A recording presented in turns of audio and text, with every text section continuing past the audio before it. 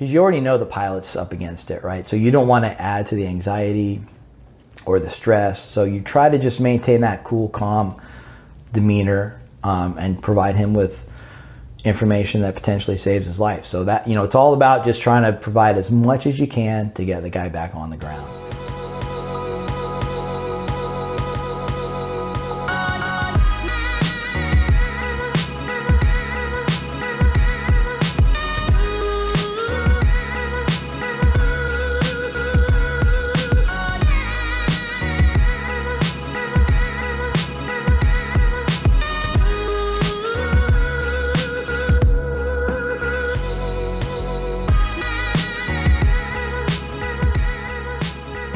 Mike, thanks for being here. Thanks for having me, Joel. I appreciate it. Awesome. No Awesome. worries. Cool. So you spent 22 years as an air traffic controller in LA Center. Correct. Yep. That's awesome. So we briefly talked about this prior to sitting down. I hear LA Center a lot, and then there's tower air traffic controllers, and there's approach control. What's the breakdown? If someone wants to become a controller, what types of? Sure. So there's generally two specialties. There's a terminal specialty and then the en route. Okay. Terminal would be a tower controller or an approach controller, and as we discussed earlier, sometimes the facility, depending on the traffic mix and how busy it is, you might be an up-down facility, so you'd be both tower and approach control. And then the center is just en route. You work traffic en route between major airports. There's 20 of them across the United States. Oh, wow. And then there's one in Alaska. There's one in San Juan, Puerto Rico, and it's called Honolulu Control Facility or Combined Facility, but they actually run en route, approach control, and tower all from the same facility. They do the whole thing. Yeah. So there's like 22 and a half en route stuff. Essentially, right. Yeah. In the United and then States. Guam actually has one too, a CENRAP, Wow. which is a center and approach control that combines. Wow. So there's but in the contiguous United States, there's 20. 20 of them. Right. And the largest is LA Center. No, I would say, well, it depends on how you, when you look numbers, I think Atlanta, RT is the largest as far as volume of traffic that work. But then if you look at volume of airspace, Oakland Center. Oh, wow. Because they actually run oceanic traffic all the way out to the Orient, down to Australia. So they own copious amounts of airspace. To Japan and the whole thing. Yeah. That's crazy. And that's all done in essentially a non-radar environment. There's obviously no radar sites out in the middle of the ocean. So they rely on data link from the airplanes to give them position updates. Wow, that's right. I do remember you telling me that at some point that Oakland Center does the whole ocean thing. Right. Cool. So let's go back to the beginning. As a child, as a kid, did you want to be an air traffic controller? No, not really. I had my sights set on being a pilot. Okay. And went to San Jose State in the aviation program. Probably didn't do as good as I could have as a student. There's always surfing opportunities over in Santa Cruz, so you kind of too much temptation. Hedge your bets. Yeah, absolutely. But ultimately graduated my degree. Went into the Air Force as a weapons controller, and the guys that kind of direct fighters at each other. When they do dogfights and stuff like that, air refueling. And the upside with that is you learn the words, right? So if air traffic is something you want to get into, air traffic control, the military is a good option because you'll get your training, you get your 4 years of experience. You learn the lingo. Yeah, and words are everything in air traffic control. They're the words we don't use every day. Descend, climb, stuff like that. But if you learn the sequence and you learn, if they just start to come out more naturally, I think it makes it easier for you as a controller for sure. Gotcha. Yeah. So you went there. So listening and talking on the radio, doing the weapons, what's it called? Weapons controller. Weapons controller. Yeah. Is that where you started to think, ooh, I like this whole radio thing? Or yeah, it became a more of a viable option for sure. I was actually stationed at McCord, just down the road here in Tacoma. So we did a couple of FAM trips over to Seattle Center. You get to see their environment. You see it similar to yours. You see the words are pretty much the same. The objectives are a little bit different, where we were trying to put airplanes together. As a controller, you're trying to keep them apart. Fascinating. But like I said, ultimately the words are the same. And we worked in the military. We work quite closely with the center because you got to get the airplanes off the airports, the Air Force bases, out to the warning areas in the special use airspace they use to do their stuff. And then you got to get them back out. So we work quite closely with Seattle Center, Minneapolis Center, Salt Lake Center. So there are a number of centers that we work with. So you, unlike, I know I'm assuming not all controllers have the military background that you had. Right. So there's, as you mentioned, the special use airspace. How helpful was knowing, being familiar with that side of controlled airspace in our system compared to colleagues of yours who didn't have the Sure, military yeah, background? absolutely. I'd say it's a great benefit, right? Because you have a base of knowledge that maybe not every person coming into the system would have. And when you go to the academy for air traffic control, it's all about tests. It's all about sitting down and performing. And having had the experience doing that with the Air Force, I think helped quite a bit. Interesting. So you do that, you're in the military, and then what's next? If one wants to become a controller, where do you go? Right, there's a test that you can go. I think I sent you the information on the website, so if you put that on the video, I'm sure that'd be helpful. But there's a website you can go that the FAA runs. Now, if I don't put that on the video, they'll hate me. They might. No pressure. No pressure.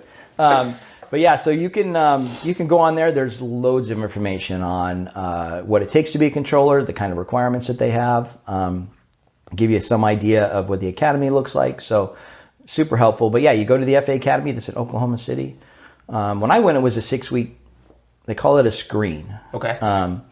And they would bring in, I don't know, there are probably 200 people in the class that went in with me. Wow. And is that a big or a small? for the time, let's face it, this is what, 25 years ago. So at the time that was probably pretty much normal. But yeah, and you're sitting in this huge auditorium when you first go in there, and the guy up front says, "Okay, look to the person on the left, look to the person on the right. 2 of you won't be here when this is over," because that's how extreme the washout rate was. Wow. And yeah. What do you equate the washout rate to the most? I think it's I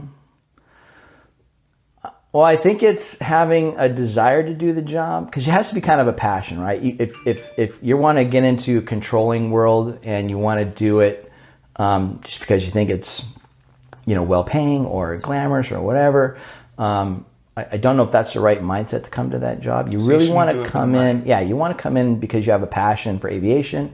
You have a passion for safety, and the whole notion of being part of that system appeals to you. I think that's probably a better mindset to come at. So it's hard though, right? Because people here, I was reading with the packet you sent me that the median annual salary is like $120, $130. Yeah. It's hard though to kind of like not look at the money and say, sure. I'm just here for the aviation. That's a benefit to the job, right? So I think that's always, when you go in looking at a job, part of that is a compensation. But you also have to look, what's the work hours look like? Well, as a controller, if you're in a 24/7 facility, you're working mid shifts, you're working holidays, you're working weekends. So that time with your family, you may not have the ability to get time off to go to the kids' baseball game or to be there for a birthday party or a wedding or whatever. So that's all part of the trade-off for that compensation. So you're saying maybe later on, the appeal of the amount of money you'd make isn't as worth it as it probably was when you first looked at it. Absolutely, yeah. Like I said, if you're looking at it with dollar signs, you're probably looking at it from the wrong perspective. Got it. Cool. So 200 people in your class, you look to your right, you look to your left, both of them won't make it. Yeah. And how true did that end up being? Very true. Yeah, actually, I think once they break up the class into classes of 20. Okay. We had 6 guys make it out of my 20, so that 30% was just about an accurate washout rate. Was that pretty much true with? And if you looked across the spectrum, that was pretty much how it turned out. Wow, and this is most of them dropped out because the passion wasn't there? Well, passion and the pressure. They sit you in a room. You have a big map before you. You have strips that you use to tell you who the airplanes are, and then you have to keep in your head who these guys are and where they're going, and they're asking for climbs or descents or approaches, and you got to keep it all kind of straight in your head. And yeah, it's a different way of thinking, right, than your normal kind of everyday job, where you have to be able to think kind of 3-dimensionally, a little bit on the go, and always want to take an extra second to make sure what you're saying is right. Interesting. Wow. So they drop out, and it's 6 weeks. Right. 6 weeks are up, graduation? Right. Yeah, they do a formal ceremony and all the rest of that stuff. And then I think it was actually prior to graduation, because at that point they've got everybody racked and stacked as, you know, how they came in the class, and then based on where you ranked out of the 6 people in my class, for example, then you get to choose your facility. Gotcha. And you were living in Seattle at the time? I was, McCord? My ex-wife was still in the Air Force, just getting out of McCord. Actually, no, we had transitioned down to Sacramento at that time. So we were living in Sacramento, and I had applied. They break up the nation into regions. Okay. So I had applied to the Western Pacific region, which is basically California, Nevada, Arizona. And that's kind of where I, not necessarily how my hopes set, but, you know, the Pacific Northwest was an option as well. The problem is they weren't hiring at the time. The Western Pacific was. So took the plunge. And at that point, I had 2. I was assigned to the center option based on where I ranked in with my classmates, and ended up, initially was offered Fremont, California. which is Oakland Center, yeah. Okay. Which is where I grew up. I grew up in Fremont. Knew I didn't want to go back there because housing prices were ridiculous. Crazy. Even back in that day. And even with the money that we were going to make, it was still, we were going to have to live, you know, an hour and a half away. I'd have to do the commute and all the rest of that stuff. So figured Palmdale might be a good option. Looked into that. You know, you think Palmdale, Palm Springs, maybe the same. Obviously, it's not anywhere close to being the same. Interesting. So, They just start with a P. Yeah. That's the exactly. And it had palm. Yeah, it had palm in it. Yeah, but you know, it's. I guess the upside with Palmdale, it was close to everything. You know, Disneyland wasn't that far away. The beach was pretty close. Skiing actually in the winter was pretty close. Vegas was about a 4-hour drive. So. And you weren't like on the East Coast, on the other side of the country. Yeah, exactly. It's high desert. The sun's almost always shining. I think they get 350 days of sunshine a year. Wow. But then you get snow in the wintertime too, because it's high desert. So interesting. Wow. Yeah, dusty, windy. so you mentioned that you did you apply to center in class? When you just apply to be an air traffic controller, and they put you anywhere they need you. They essentially, it's driven by the needs of the FAA, and you'll see that now in a lot of the documentation. Is you have to be willing to move, because they're going to put you where the demand is. Wow. It's you know, it's not maybe always beneficial for the individual, but ultimately, if it's something you have passion behind, you know, you'll. I don't want to say it's a sacrifice, right? Because if you get in the terminal option, your options for moving around the system are pretty good. The problem with the center is generally once you're in the center, you're pretty much stuck. And there's a few centers where I don't want to say it's a death sentence, but that's what we used to joke about at LA Center. It was a prison sentence. It was 25 years to life. When you checked out at LA Center, and we had a kind of a caricature of a controller chained to a scope, you know, with a prisoner outfit on. It was gallows humor, but it was kind of how we viewed our lot in life, right? Yeah, and so it was a really tough facility to move away from. Wow. Because we were always short-staffed, and you know, it seems like as soon as somebody got signed off, that one person that had a release date 3 years in the future finally got to go, and so it was. Is it 3 years? Yeah, sometimes it was 2 to 3 years. That was when I was down there 7 years ago. So it may be better now, but yeah. Wow.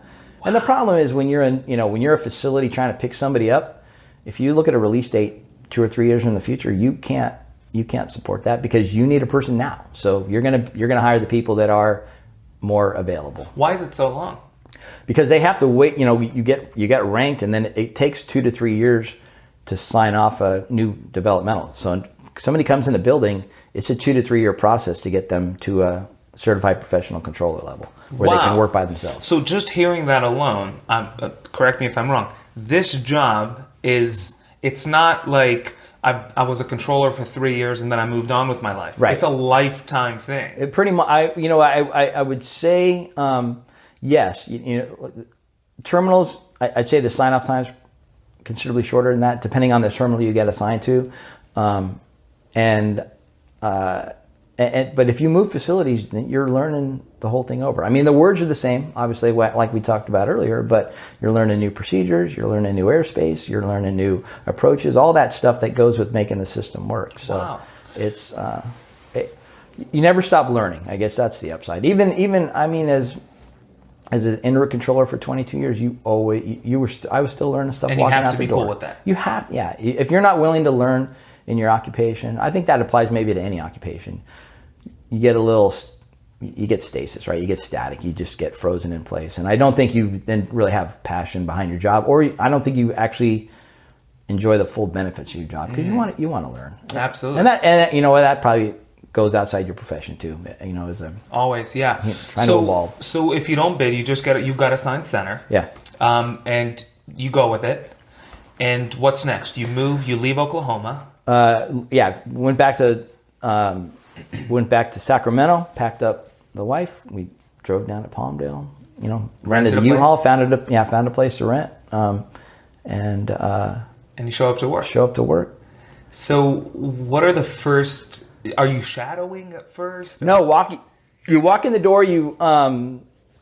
This is another one of those where I don't remember exactly how it came, but so when you walk into a center, each center generally has 5 or 6 operational areas. So you don't, when you go in there, you don't work every single bit of airspace in a center. You get assigned to a specific area. Okay. So at the time I was assigned Area D. So yeah, you get to walk down, you get to, sit on somebody's shoulder and watch them work traffic, but then you're back in the classroom and you have to draw the entire center map from memory. That includes airways, VORs, altitudes, and I'm sure you've seen like a terminal map. It's like that except a center map. So when you say classroom, they put you in a room in that building. Yeah. And you have to do that. Yeah. And that's true with any center, anyone starting out. Yep. So again, back to what I said before, it sounds like a job it's either a lifetime or nothing. Yeah. That's part of it. Oh, absolutely. The commitments are why would you draw that whole thing out if you just wanted to be here for 2 years? Yeah. Yeah. Wow. Yeah. So you do that, and what are they checking to see? Your memory? Yeah. Yeah. It's good because a lot of, I don't want to say air traffic controllers rote, but there's a lot of things that you need to just have to know on the go. When you look at a video map that you're working track, you need to know what all those dots and all those all those lines, that all has a meaning. So you can't afford to have your scope cluttered up with labels for everything. And you also can't, I'm assuming in like, if things are happening quick, you can't afford saying, let's freeze the operation. Yeah. I'll go check in my book. Right. Absolutely. Yeah. So you have to. Yeah, there's no timeouts. There's no pauses. So how long from the day you walk into and walk through the door, how long do they allow you to learn until they say, okay, go draw it on a piece of paper? Yeah, it's kind of I don't want to say it's self-paced because obviously there's a certain time criteria. I don't remember exactly. And once again, we're talking 25 years ago. Yeah, whatever you can remember. But yeah, and that's it. So I remember we had a big pleat of plexi sheet, basic plastic sheet, clear plastic sheet. You'd lay that over the actual map, and you just start writing stuff down. And then once you felt familiar, you put a blank one underneath that, and then you started filling stuff out. And once you got it down, then you went to the instructor and you're like, I'm ready. Wow. They stick you in another room with a blank sheet, and off you'd go. Boom, you show someone that you could do it. Half an hour later, hopefully you got it done completely. And I think you had 80% or something correct. Gotcha. So you do that, and then with every day that you keep showing up to the job, they start adding new stuff, right? Yeah. So the next map you draw then is your specialty map, your area map, and that you have generally a high map and a low map because they split the sectors. And this isn't true probably for every single center. Everybody's going to be just a little bit different, but primarily the low altitude sector works flight level 230, 23,000 feet down to the surface. And then high altitude works everything above that. 24 to God is what we used to say. 24 to God. Yeah. 25 to life. Yeah. I get the language. Yeah. So you had to draw both of those maps, and those were a little bit different because the low altitude map have Victor Airways along with the jet routes, and then high altitude is just jet routes, airspace boundaries, frequencies, all that kind of stuff. Wow. So you keep showing up, time goes on, and you become more confident and comfortable. Yep. I'm assuming. Yeah. Eventually, they put you in a lab. And now you're sitting at a scope and you're doing air traffic control things. They start you out on what's generally called the assist position or the D side. And what your functions are primarily to keep track of all the strips that have all the flight information for the airplanes that you're working and work the landlines. You talk to centers that are adjacent to your airspace, on to the phone. Other control, right. And basically, you assist the radar guy, the guy who's talking to the airplanes with anything he needs to, or she, I should say. So you're doing everything, but you've yet to become a what's it called? CPC, a Certified Professional Controller. CPC, Certified Professional Controller, which takes 2-3 years. Around, yeah, that's probably a pretty. So good. for 3 years, you're doing all what you just described. No, so you'll you basically go through your D-sides, and the D-sides are the assist positions for each of the 5 or 6 sectors that your area has. Gotcha. And each one of those are going to be a little bit different. Some are low altitude, so you'll work approaches into towered airports that don't have approach controls. You'll work with approach controls. For example, in the airspace that I worked, we had 2 low altitude sectors, and we bumped up to Las Vegas approach. So we'd spend time talking to Las Vegas. We'd work airplanes into St. George, Utah, into Grand Canyon, into Needles, into Kingman, Arizona. And that's all, that all requires coordination. And so the D-sides, that's what you do. You work your way through your 5 or 6 D-side positions. Once you're certified on all your D-sides, then they put you in radar class. That's a whole another set of classes that you go into. New words, new phraseology, new techniques, how to talk on a radio. And this is how long in? You're probably 2 years? Not quite 2, probably 18 months or so. It depends on, and then you go into the radar class. Yeah. So, but generally the radar class, I don't want to say it's, but now you've seen the system work, right? You've been watching people be radar controllers. So you have a little more knowledge than you have when you're first coming in your D-side. Because your D-side, you're pretty much scrub new, right? So, wow. I don't want to say the process is necessarily faster, because when you're the radar controller, it's like the captain of an airplane. You're responsible for everything that goes on at that sector. So if your D-side screws up, that's still on you. You as the radar person is responsible, not your supervisor. Correct. Well, the supervisor is responsible for the entire operation. Got it. When you're sitting down and you are running a particular chunk of airspace, that's your thing. Wow. Yeah. So you do that. Let's fast forward. You become a CPC again? Right, CPC. A certified professional controller. It'll take me a minute to get that. Yeah, no worries. You become a certified professional controller, and now you receive someone who did all the stuff you've done for 3 years. Right. So now you know how to deal with them because you've done that yourself for 3 years. Yep. They make you what's called an OJTI, on the job training instructor. Gotcha. So now you're like a trainer. Right. And you teach someone else. Right. What's the level of responsibility jump that you go from becoming that 3-year thing that you helped out to an actual specialist? Do you feel like, ooh, now I'm in charge and I'm responsible, or is it similar? Yeah, I don't think it's significantly different. Obviously, if you're just the one sitting in the position, that's you and you're responsible for your actions. When you take on the job of an OJTI, now you're kind of on the hook for somebody else's behavior, their actions, how they're operating. So I don't know that the responsibility is obviously higher. But then once again, you have to have a passion to be able to pass along that knowledge, the operating techniques to this new person, because want them to progress in the system and eventually come a CPC. Because once that person gets signed off, that's more time off for you, that's more vacation for you. So interesting. Maybe that person getting signed off lets you leave the building on a transfer. So there's incentives that roll into being an OJTI that go beyond just passing along the knowledge. Interesting. So every person who becomes a specialist, certified CPC, you can't say, I don't want to train anyone. You can, not everybody should be an instructor. It takes a certain personality, it takes a certain passion behind the job, it takes a certain desire to make sure that you're passing along the knowledge that somebody needs to do. Yeah, absolutely. So, ultimately, I can't say, there was a handful of people in my career that either didn't want to be instructors or just weren't very good at it. So they didn't eventually, and that's ultimately up to the supervisor to determine who they think is. But it sounds like the majority of CPCs, the vast majority train the one coming up behind them. Yep. Gotcha. It's all part of the system, part of the process. Wow. For sure. So you do that. Now, in those few first years, say year number 5, you've been a CPC for like 2 years. Did you have, since you were assigned center from the beginning, and I know you spent your entire career, 22 years in center, initially, did you have like aspirations of trying something else or transferring? Or once you were in center, you said, I'll be here 25 to life? You know what? You never, like I said, you never want to stop learning. So it was always intriguing to me to look at the opportunity to go to a TRACON, approach control, or a tower.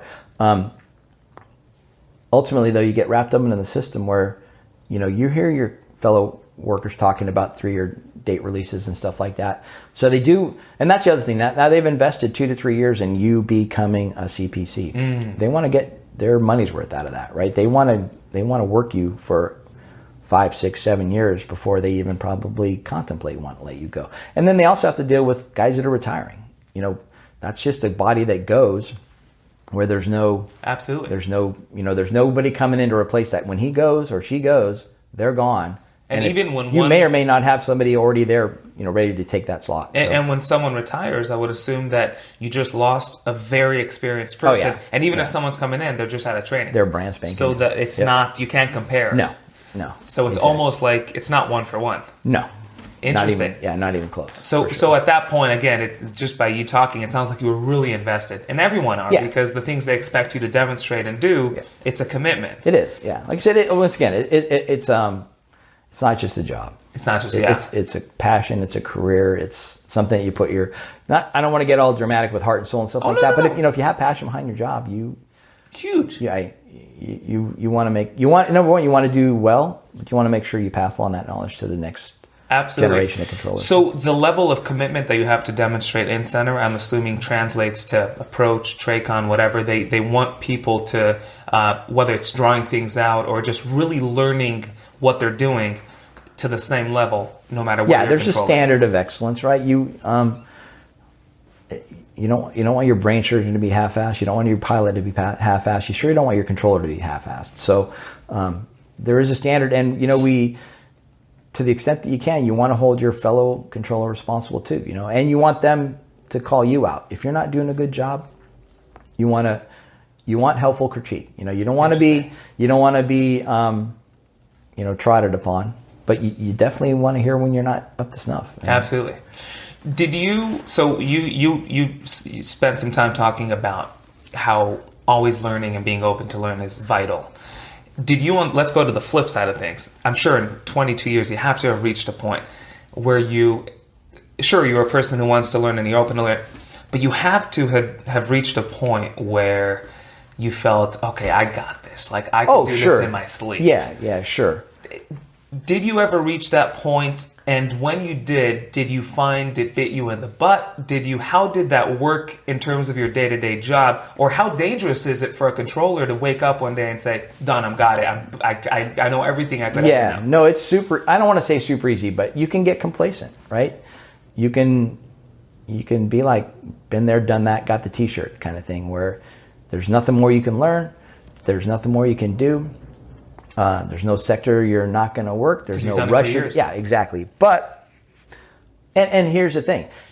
Generally, controllers don't have a problem when it's super busy. When it's super busy, you're on your game. It's when there's only 1 or 2 airplanes flying around. Fascinating. That that complacency kind of sets in. You kind of sit back, you relax, you maybe don't pay as close attention as you should. And that's, I think, if you look at a lot of the error rates that occur, they occur generally when traffic's not that bad, or you've just come down for like a big rush and it's just kind of petering out. That's where you kind of get to your point. That is fascinating. I would never think about that. Yeah. Because when things are busy, or the most stressful, as someone would think, you're on your game. You're on it. Yeah. It's when you're not on your game that things happen. Yeah. Fascinating. Here's a question I have to get in, and I want to do it now because I don't want to forget. Why in the world are, I don't want to say all pilots, but at least pilots starting out, why is it so intimidating for people to talk with air traffic controllers? And I know every controller I've ever spoken to says, oh my God, no, we're here for you, we're this. So there's a disconnect. Yeah. Why do you think that is? Because generally, like you get on a radio frequency, air traffic radio frequency, it sounds busy. And I think the last thing you want to do as a pilot is waste a controller's time. You don't want to sound like you don't know what you're doing.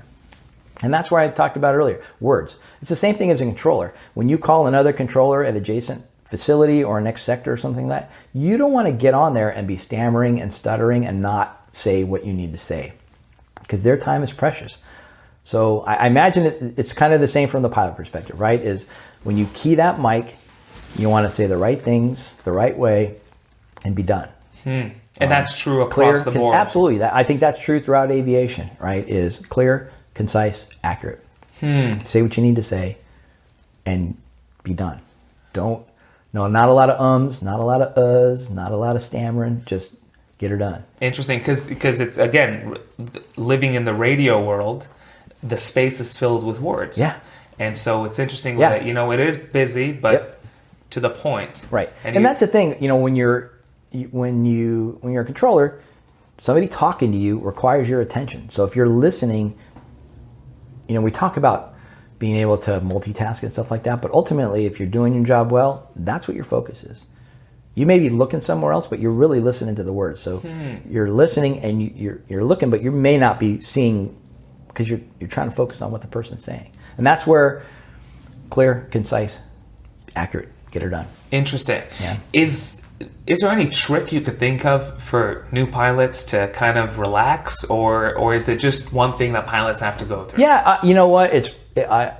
You probably talk to any commercial pilot now. They've been there, done that. They know the words, and it comes with rote, time. right? Yeah, exactly. So yeah, for the new people, I'd say practice. If you're driving in your car down the road, say the words.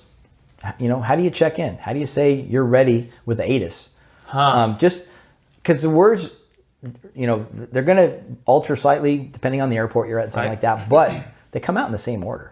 Your call sign, where you are, what you want to do. Interesting. And, get used to saying those words so that they're part of your vocabulary, and it's not something that you have to think about while you got the mic keyed. Because you really shouldn't be thinking about what you're trying to say when the mic's active. You want to think before you hit the mic. Yep, absolutely. And then you want to know what you want to say. Wow. Let's talk a little bit about busting airspace from a controller's perspective. I have my private pilot's license, and I got my training in a fairly busy area. There's, at least I hear it is. There's a big Class Bravo, and there's all these these intimidating airspaces around me.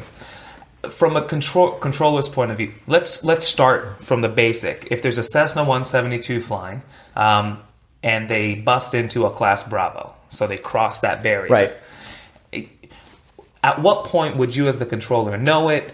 What happens? How is that viewed from your end of things? I know from my end of things and people I talk to, intimidating. Yeah, sure. So, and that's where you want to try to talk to air traffic control whenever you can. I mean, I know a lot of times you just want to kind of skirt along and not bother anybody, but you're more of a bother if you are not talking to somebody and you're getting an airspace you shouldn't be in. So it's always better, I would say, get a code, tell them who you are, tell them where you want to go, and get flight following. It's rare that we have IFR airplanes bust airspace because it's controlled. It's the VFR guys that, like I said, want to just try to get out, get a little flying in, and not bother anybody. So if you're going to be out on a cross country or even like a local, fan flight or whatever you want to call it, get a code, talk to somebody. Because odds are then we're going to keep you out of trouble. It's when you're kind of doing it on your own where, hey, you know what? You get distracted because the view's beautiful and the Olympics are looking amazing. And then next thing you know, you've climbed a little bit or you've deviated off what you thought your course was, and then you get yourself in trouble. So try to talk to control. Interesting. And you guys That's why we're there. That. Now, you know what? You're going to find controllers who say, don't bother me. I would say the majority of controllers, though, want to know who you are, want to know where you're going. So makes their job easier. It does, ultimately, because knowledge is everything, right? It's the guessing. If you're flying around in a 1200 code, I don't know what you're doing because I'm not talking to you. And if there's conflicting traffic, I can call it for the guy that I'm talking to, but I can't call it for you. So my ability to keep you aware of who's out there and who might be a problem for you is diminished considerably if you're not talking to me. Interesting. Wow. So from a controller's perspective, is it tougher to deal with? I'm assuming the answer is it's different, but is it more challenging dealing with VFR traffic than IFR?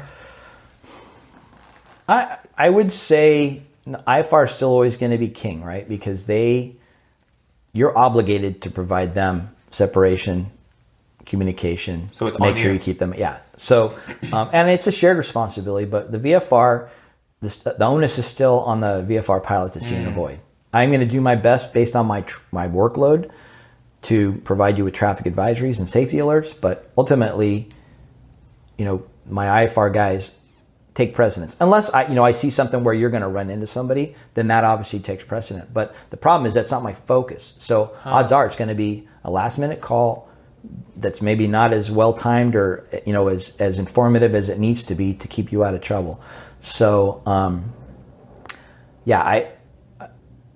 I would say and it depends. VFR days, IFR airplanes are no problem because they fly their routes and they go where they need to go, and we say hi and goodbye most of the time, and it's all very pleasant. Interesting. It's when the weather gets out there, like we were talking earlier. The weather changes everything. IFR then becomes more demanding because everybody wants to go to the same hole. And VFR probably goes away. It tends to, right? I mean, if the conditions aren't there for VFR flight, it's not there. It makes that portion of your workload simpler. Fascinating. I'd love to talk about weather, Sure. but before we get too far, no worries. So with what would talking to people about their jobs, talk about lifestyle a lot because that's a big factor. Yeah. With people pursuing different paths or careers. When it comes to a controller's schedule, day in and day out. I know there's jobs that we do 410s, and then there's flight attendant schedule, which literally is all over the place. Sure. What would a controller's schedule look like? In the beginning, it might change as you get more senior. Right. And also, is it like the airlines where seniority is king or no? Yeah. It is. Oh, totally. So talk about the schedule. When you Sure. start out, what could you expect? Yeah, so is it developmental? You go into your classroom, it's day shift. You got holidays off, you got weekends off, it's Monday through Friday, generally 7 to 3:30. Easy peasy. And you go, this is not too bad. Yeah. Okay. But it's coming, right? Because especially as a center controller, it's a 24/7, 365 operation. And then generally what happens is once you're assigned to the floor as a developmental, right, you go on the shifts that your team is on. You're assigned to a team, you have 1 or 2 OJTIs, and you roll into their schedule. Whatever their schedule their schedule is. Now, generally, there's some variances, but most air traffic controllers who are working at a 24/7 facility work, it's called a 2-2-1, where you do your first day back, whatever day of the week that is on the calendar, your Monday, your first day back, you're working generally at 3 in the afternoon to 11 p.m. Oh. Now that varies. You might go at 3:30 to 11:30. You might go 4 to midnight, depending on what the staffing for the particular area is and what the overlap needs to be. But predominantly a late swing shift, as we would call it, 3 to 11. And that would be a junior person? That would be everybody on that crew. Oh, okay. Now, generally, the driving force for the crew is the days off. So the senior controllers, the most senior controllers, still like their Sunday pay. Got it. So they will work a Friday, Saturday RDO, or regular day off. That's what we refer to your weekend as RDO. So then you'd come in, and Sunday you'd work an afternoon shift, 3 to 11. So when you say Sunday pay, it sounds like you get extra. You get a premium. Yeah, cool. I think I want to say 25%. So hourly, yeah. Okay. So that's your Monday back, wherever it is in the work week, is a 3 to 11. Got it. The next day is a 1:30 to 9:30. That's almost across the board the same. Once again, varies a little bit because, and we'll get into team briefings and stuff like that. But and then the next day is a day shift, generally 7 to 3, maybe an 8 to 4, occasionally a 6 to 2. But you're working an early morning shift, so you've gone now from a late swing, to an early-ish swing to a day shift.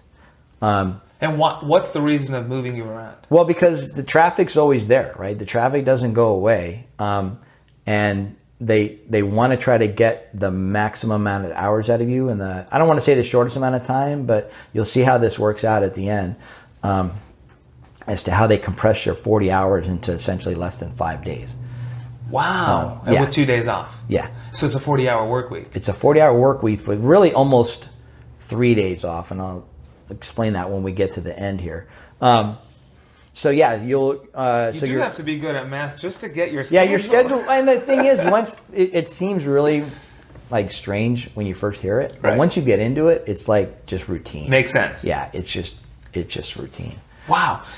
And then so actually so your Wednesday then is a day shift. Like I said, 8 to 4 generally, sometimes 7 to 3. And then your fourth day is another day shift, but this one's early. This is usually 6:30 to 2:30, maybe a 6 to 2. And then your fifth day is, for most of the crew, you come back that night for the mid shift.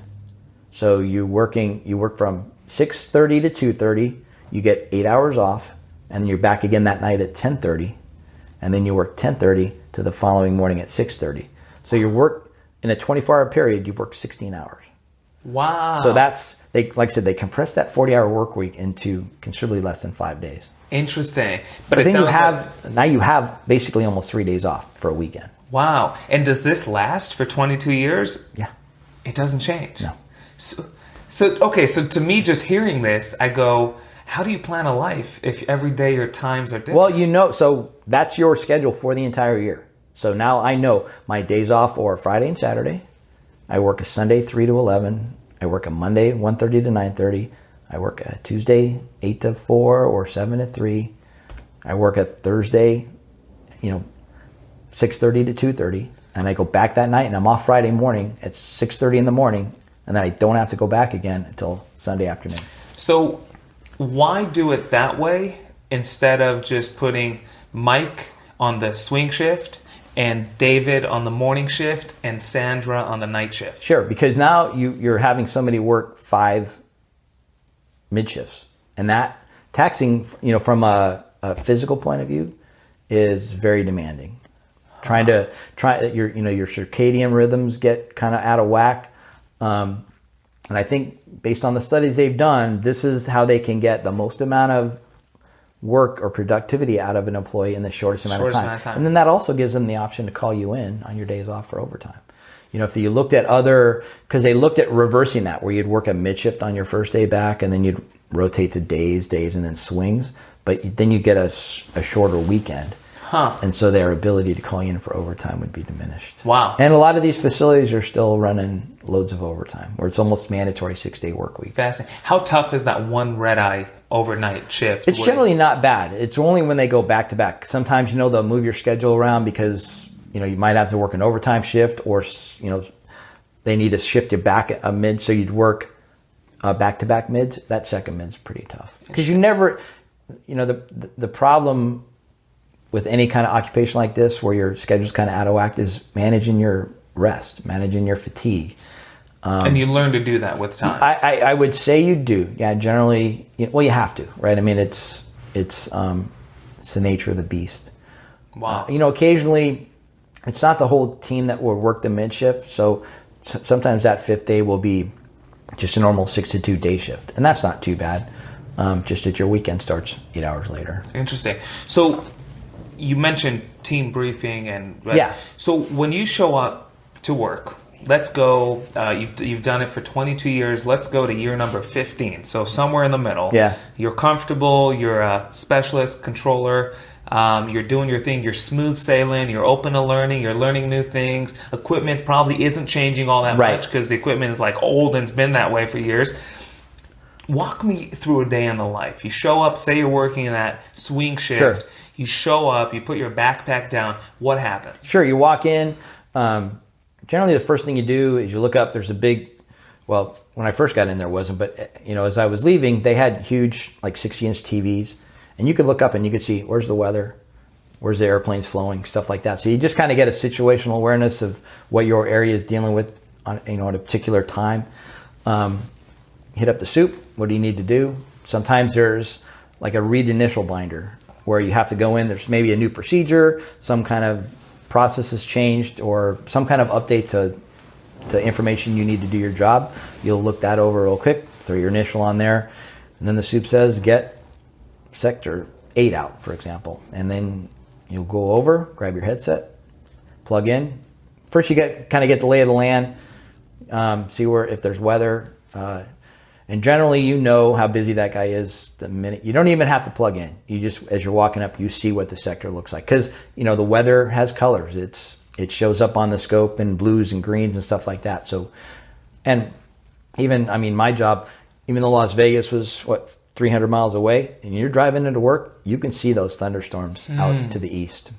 You learn to keep an eye out. You kind of already know what kind of day it's going to be. And so, yeah, you get your briefing, you sit down, generally work an hour, hour and a half, 2 hours, depending on what the staffing is like. And when you say briefing, you get the briefing from the guy you're replacing. You're replacing, right? They talk about what's the weather, what's the flow, how are the rides, is there turbulence, and then any equipment outages, that kind of stuff. Are the procedures all working?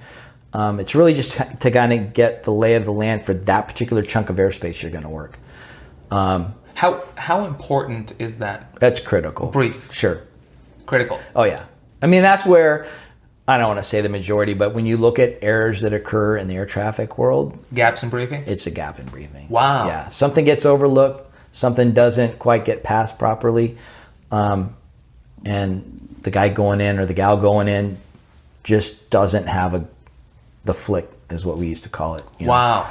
Something happens where they were told that these two airplanes are coming together, and somehow that just didn't register, and they sit down and they miss it. And so since we're sitting here in efforts of sharing this information with young aspiring or old aspiring, I guess you have to be at least 30. 30, no more than 30. No more than 30 Yep. by the time that. So for the sake of that, how crucial is it, or how confident or how comfortable you need to be with asking questions during that briefing? Oh yeah, ultimately you don't want to sit down and take the position unless you know what's going on, right? So you can't be afraid to ask questions. You have to, if something's not clear or you're unsure of something, in my view, there's never a problem with asking questions. It's the questions that don't get asked that kind of bite you on your ass. Gotcha. Sure. So going into this, it's a daily thing when you show up to work. Yeah. You have to communicate Yep. and gather the information to the point where you sit down in that seat looking at your screen. You need to feel confident that you know what's going on. Absolutely. And if you don't, that means you missed something, whether you didn't ask the questions or they didn't share something that they should have during that briefing. Yeah. Ultimately, the longer you sit in there, you grasp what's going on, but you want to try to go in as best prepared as you can. Gotcha. And then, like I said, an hour, hour and a half, 2 hours, depending on weather, traffic, what the staffing looks like. You get a break. That break's 20 minutes or so. We had a nice TV room. You could go out and watch TV. Who sits in your seat during the break? The next controller. We just cycle through. Oh, you cycle through? Yeah. Got it. Okay. Yeah. So there's, on a particular, we'd have 5 or 6 sectors depending on the time of the day and how busy it was and stuff like that. I'd say maybe half of them have an assist or a D side. The rest of them are just one hold. The radar controllers doing everything. Gotcha. And there's probably 8 to 10 controllers, including developmentals, that are running those sectors. And the soup just kind of, depending on, sometimes you need an assist, right? So it's starting to get busy. The weather's building or whatever. You're one hole in the sector. You'll say to the soup, I need a D side. And then generally the next person coming back from a break gets put in your D side. So then you have to brief them in on all the things that are going on.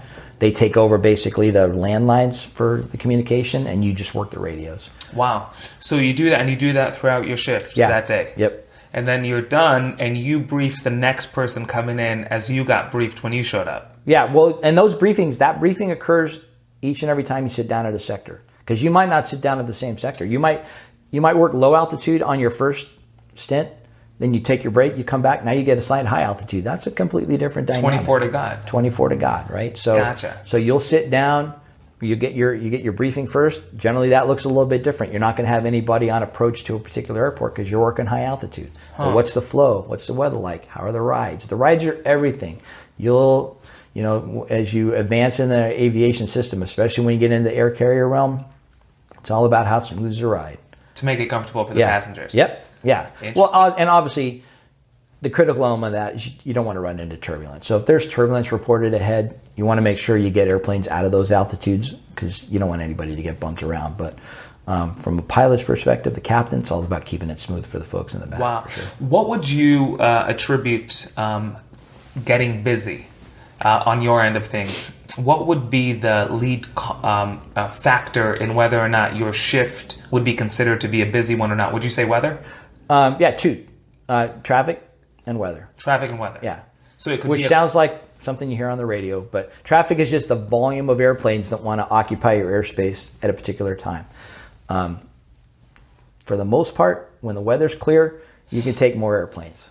Because the separation could be less? No, not the separation, but their ability to stay on their filed route is much higher. It's when the thunderstorms start to build up, and now everybody wants to go, like we were saying, through the same hole, putting them at the same altitude. They got to be 5 miles in trail. When you're in en route environment, you have to have, if they're at the same altitude, they got to be 5 miles apart. Interesting. Lateral. And the closer they get to the airport, they could come closer to each other. Yeah, but that's a terminal thing. Terminal can run them down to 3 miles, and then as they get on final approach, they can get even less than that. So it sounds like the faster they are, the further apart they have to be. Well, and the center environment, the radar only updates every 12 seconds. Wow. Yeah, because they're called long-range radars, and they're scattered all across the country. 12 seconds sounds like a lot. At 500 miles an hour. It can be eternity sometimes, right? And that's more critical to altitude updates. You're trying to get 1,000 feet. You got guide descending. And that's where a pilot report can help you out a little bit, because the pilot can tell you immediately what his altitude is versus you having to wait for the machine to update. Interesting. But that's all evolving now with ADS-B and new equipment. The next gen system with the airplanes actually providing their own constant updates versus you having to get a radar update. So instead of the pilot giving you a pilot report, the airplane. Yeah, essentially. I mean, and the airplane's already sending out signals, right? The transponder tells you the code the airplane's on, what his altitude is, what his speed is, and you're getting that routinely, but only every 12 seconds. And that's more of, the airplane might be telling you, but the computer itself only updates about every 12 seconds, because that's how long it takes for the radar sweep to go around. Huh. So the radar has to process where the target is.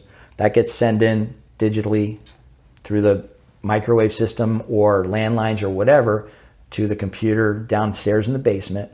That all has to get processed, and they probably have multiple radars that are hitting that target. So all they all have to get merged together, and then it gets displayed on your scope. 12 seconds. That all takes time. And the new gen is going from 12 seconds to... They're saying 3, which is comparable to a terminal radar, which is why they're thinking about letting the en route guys get them as close to 3 miles in trail. So we'll see how that goes. That's an evolution. It's pretty cool. Hopefully that happens. Yeah. So let's shift gears. You mentioned that we talked about the shift, the lifestyle, the schedule. Right. That pretty much is solid.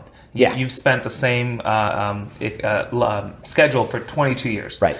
Let's talk about pay, and that changes. I'm assuming you don't start out with the same. We don't have to talk hard numbers. They probably change all the time. Sure, they sure do. Yeah. I'm sure pay changes. I know in my field, it's a pay scale thing. You don't have to do a better job to get more dollars. You just have to be there longer. Right. Talk about the pay system a new controller could expect. And would that change from like center to tower? Because I know different places make... Sure, absolutely. How does that work? So there's they've come up with this formula that basically takes into account the complexity of either the airspace or the if you're a tower controller, the mix of traffic that you work, the runways that you have. Sometimes you have crossing runways, sometimes you have parallels, sometimes you have a single runway. Flight schools, you have military, the mix of airplanes you work, like I said.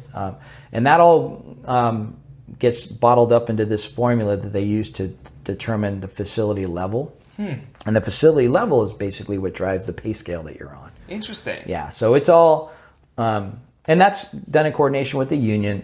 They have a group that gets together. I'm not sure how often. It used to be yearly. Right. But they look at they get the updated numbers for what the numbers of traffic that the facility worked, and they kind of put those in the mentabulator and they determine, crank out a number, and there's your level. Wow. Yeah. So let's talk the pay scale. Yeah. So you start out, and then every year. Yeah. So as a developmental, you'd go in like LA Center. You'd go in as a developmental 1 that has its own pay scale, and depending on how long it'll get you through. Then when you go to your R side class, then you become a developmental 2. And then once you get CPC, now you're on the CPC scale. And then those all have graduations based on how long you've been basically in that level. A controller. Yeah. How many years does it take you from the day you start to reach the top of the pay scale, in the sense that you'll be retiring with this number? Well, probably never, because Congress, every year when they reauthorize the FAA, they generally provide, or the president provides, Changes. a small stipend increase based on cost of living and stuff like that. So the pay scale always generally kind of goes up. So I don't know that ever. But would you reach the top? Yeah, level? you could potentially reach the top of the band, for example, where the only thing you get after that is just the congressional increases. They get approved every year. And that would take how long to reach the top?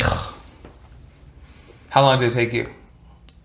I don't think I hit it till probably 18 years or so. 18 years. Yeah, but then we had, it's hard to compare that to now, because back then we had some contract issues and things got muddled with pay scales and stuff like that, and then it finally got corrected. So it'd be hard for me to say, unequivocally that this is how it is now, because I've been out of the. But it takes longer than 5 years. Oh yeah, yeah. Like. No, you're So exactly. I'm trying to get. Yeah. Wow. Yeah, so, you're like I said, if you reach the max, and that's where you've been there for a while. You've been there for a while. Yeah. So back to what we said you've got before. gray hair. You've got, or no hair, as the case may be.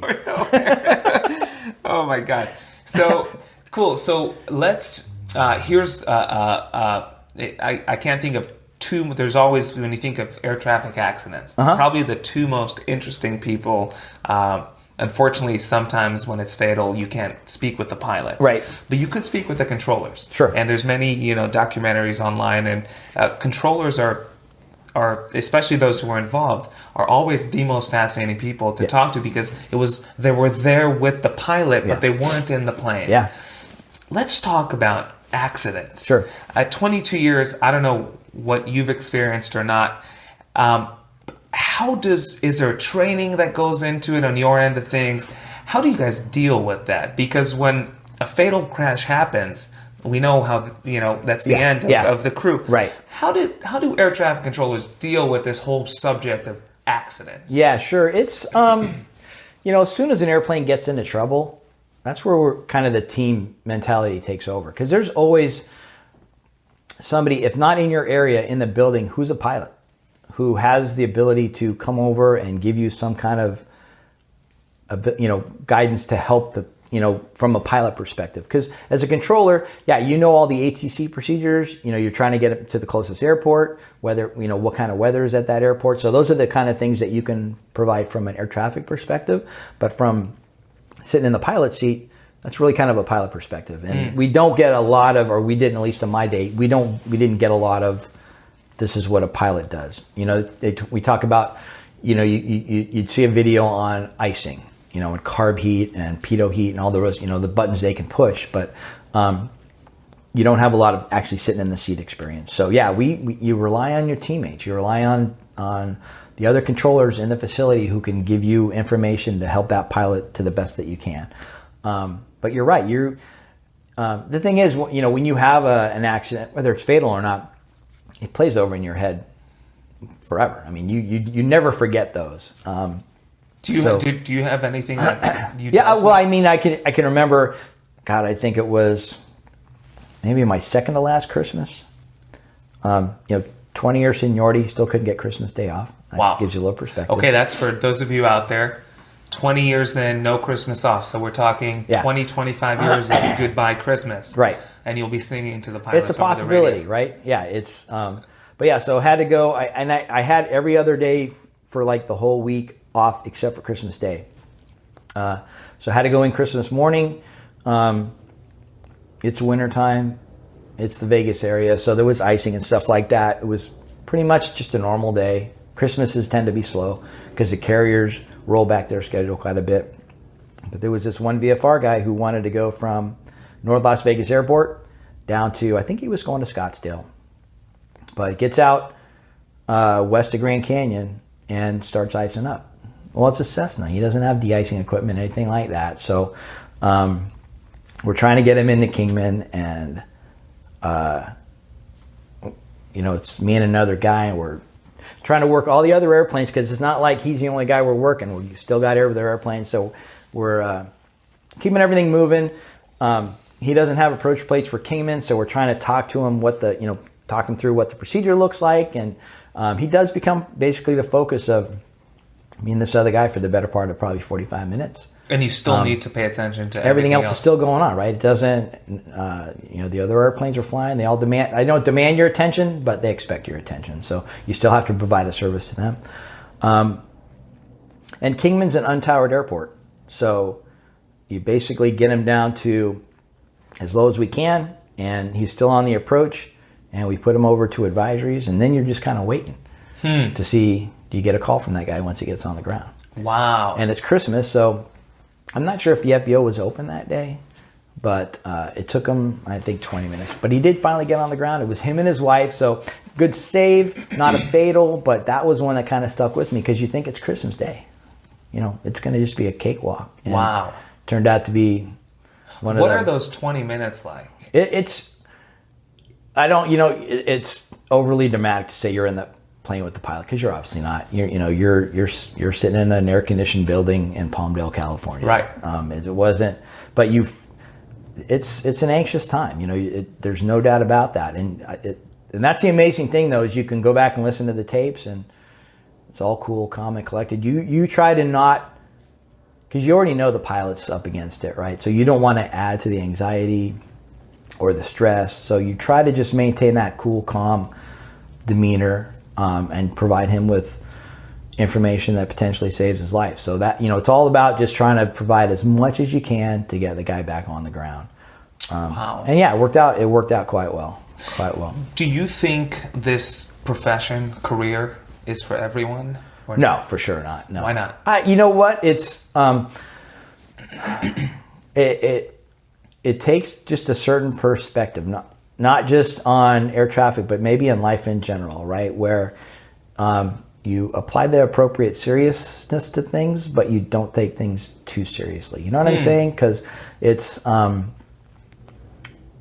every time you sit down, it's all about doing your best for the hour and a half, 2 hours you're going to be sitting there, to make sure you provide the best service that you can, but that you remain vigilant, because it's those slow times where you can be a little bit on the complacent side, and not everybody has the ability to focus and stay attuned and to just have the right attitude when the right attitude is needed. So, and there's probably, I'm sure there's I know they've done a number of cognitive type tests over the years to say, what is it that makes an air traffic controller? And I don't know they've ever been able to definitively say, this is the type of personality with these type of skill sets, with this type of, ability to think in 3 dimensions or multitask or whatever. So, I think the most important thing, first and foremost, is having a passion for aviation. And then, the most important thing for a controller, in my view, opinion. in my view, I think there has to be something that fascinates you about an airplane being able to push off a gate in Seattle, taxi out, and fly to Orlando or New York and not hit anybody. Not hit anybody or anything. Yeah, and it's all seamless. I mean, if you look at the way the system works, it's amazingly seamless. Passenger back has no idea what goes into nothing getting an airplane safely from gate to gate. When you fly on a plane as a passenger, as a controller, do you view that whole experience differently than you did prior to? Well, prior to 9/11, we used to get, and actually I guess they got cockpit access back, but we could sit in the jump seat. So it was a cool experience to get that perspective, because the idea was, as a controller, you need to appreciate what the crews are going through as they transition from the gate to the gate. What does that look like? What's their workload look like? What are they doing? How is it that when you call them on the radio, they don't respond? Well, you get a different perspective now from the cockpit crew's view of what their workload looks like. What are they doing when they're climbing and they're getting transition from the approach control to the center? What checklists are they running? What are they doing to configure the airplane? And so the idea is for you to maybe having a better appreciation for what they're doing. In a perfect world, we get the air crews to come in and sit with controllers. See your perspective. Yeah. And, a lot of times it has to do, I think the opportunities they have, it's more tower terminal type, because those are generally located on the airports. Most centers aren't specifically located. Yeah, it's location. It's out in the seedier parts of town. I'm just kidding. No, I'm not. True. But yeah, it's they because it is a shared responsibility, right? It is about working together as a team within the center and a team in the cockpit, but then in a team between pilot and controller to make sure things go off without a hitch. Wow. Don't have a lot of time. We need, in the name of wrapping things up. Sure. After 22 years, what are some necessary, vital, important skills that you would consider a controller would have to be successful at this job? Maybe things that someone wouldn't think of, or maybe something they would think of. What are some things you discovered? Yeah, well, as we talked about earlier, you always have to have a willingness to learn. It's never be in a mindset where you think you know it all. And that's the upside of being an on-the-job training instructor, is you're still in the books, because there's things you might have learned back in the day that 15 later you don't recall specifically, and it came up, during a time on position where something happened that was like, oh, you know what, I used to know that, but I don't necessarily remember it. So it helps to keep you back in the books, and like I said, have a passion for aviation, have a passion for being able to sit down every day and do the best you can. I mean, making widgets might not require the same skill set, right? Where you're passionate about widgets, right? Widgets are just an ends to a mean. Maybe there has to be something a little bit more where when you're sitting down, it's your focus, it's what you're doing, and there's really nothing else going on. That's it's a cool job, right? When you're at a party or whatever and somebody says, what do you do? Oh, I'm an air traffic controller. Oh my God, that's the most stressful job ever. And you know what? There's times where it can be pretty damn stressful, but it's about you being comfortable in your own skin and in your own abilities to sit down and manage everything, and make sure you say hi on one end of your sector and goodbye on the other end of your sector. And that means that guy was successful through your airspace. Wow. But it's good. It's probably one of the most rewarding things I've done in my life, for sure. Really? Yeah, just loved going in. You loved being busy and just making it work, and yeah, it's rewarding because you are shuffling a lot of things. And like we were talking earlier, it's the same every day, but it's absolutely different every single day, because the weather's always going to be a little bit different. Southwest 123 may come through going into Vegas about the same time every day, but it's never the same time every day, and there might not be the same mix of traffic with him getting in. So it's different. It's lots of change. Always changing. The procedures are changing. Generally, the airspace pretty much stays the same, but even then, you do get some airspace changes because the airplanes want to fly maybe different routes. With the procedure change, you're generally going to have to change your airspace boundaries. The types of airplanes change. When I was coming through, 707s were still flying, 727s were still flying. You just don't see them out there anymore now. You get airplanes that are so much more efficient. Climb faster. Generally climb faster. I don't say they don't descend as well, but airplanes now, they want to fly. They don't want to descend. Interesting. You look at some of those Boeing airplanes now, and Airbus too, but they want to just fly. And as a controller, you have to be mindful of that. Absolutely. Because I need to give them the necessary space to come down. The performance changes. You can't get the same rate of descent out of a 787 that you could out of a 720. 727s would drop like a stone if you needed it. And the cool thing was, those pilots used to love to fly the hell out of those airplanes. So they were honestly, they had a reputation for being kind of dogs climbing, but if you needed them to climb, they could climb, because they had 3 engines on the back of the airplane. They were like rocket ships. So those were, in a sense, easier to work with. I would, from a performance perspective, for sure. Wow. For sure. What's one piece of advice you'd give to new controllers coming in that you wish you'd have received starting out? That's a good question. Because I had a lot of good mentors, if you will. You know, and each one of them provided maybe just a little different perspective on what it was to be a controller. And because some of them were, I don't want to say lackadaisical, because you know they took it seriously, but their attitude was just not happy-go-lucky, but just calm. And other guys were a little more on the edge, but super knowledgeable. You know, so I would say if it's something you have a passion for, be yourself. Don't try to be something you're not, because everybody has their own kind of style, passion, perspective. But yeah, have a passion for it. Don't half-ass it, because it's serious. I mean, I think, you know, as an air traffic safety investigator now, we get to kind of see what goes on in the air traffic world.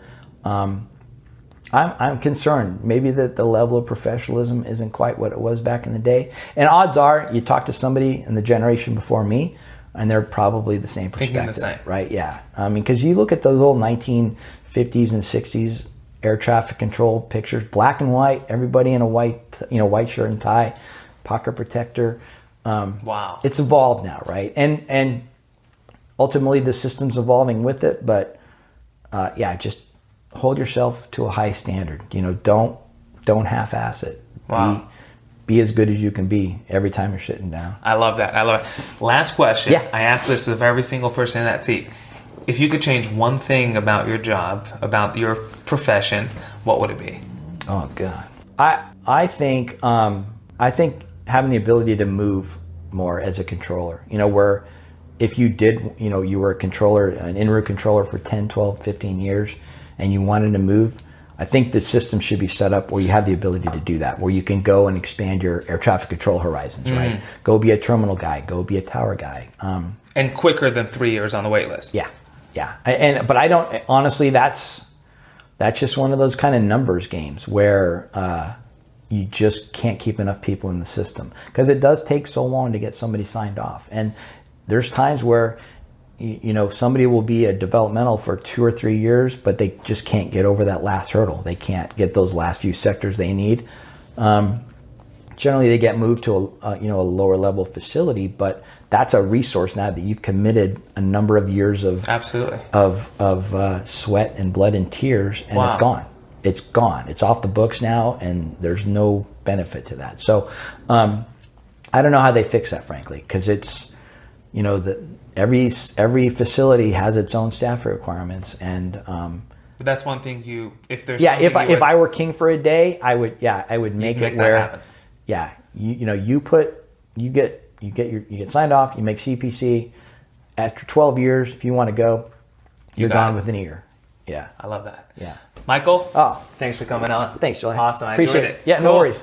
Hey guys, Yoel here. I hope you enjoyed the video. I hope you found it helpful, informative, maybe it answered a few questions you had about the profession, the career, or whatever it is my guest today does for a living. Also, if you know someone out there who might be curious to learn more about what my guest does, consider sharing the video. After all, I really created this space to do just that, to spread information about careers, about jobs with other people who might not know others who are doing what it is they're looking to do. Finally, if you liked and enjoyed the video, especially if you found it helpful, I'd love if you'd consider sharing and liking the video below.